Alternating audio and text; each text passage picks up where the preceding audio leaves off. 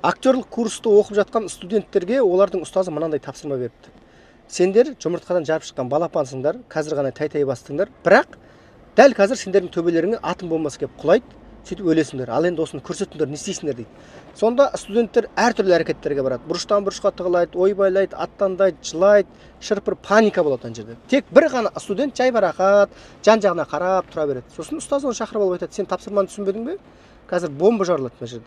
Сен неге көрсетпейсің сол паниканы?" дейді. Сонда жаңағы студент айтады: "Мен өзім жұмыртқадан жарып шыққан балапан болсам, мен атом бомбасының не екенін қайдан білем? Өмірдің не екенін қайдан білем? Өлімнің не екенін қайдан білем?" дейді. Сол адам Марлон Брандо болатын. Кейбір әртістер бар, керемет әртістер.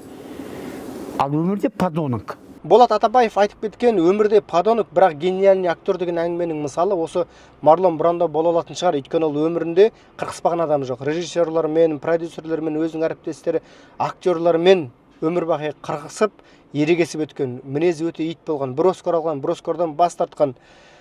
Бірақ бір анығы ол логикалық актер болатын. Жалпы актерлықтың тағы бір аты ол не? Ол логика.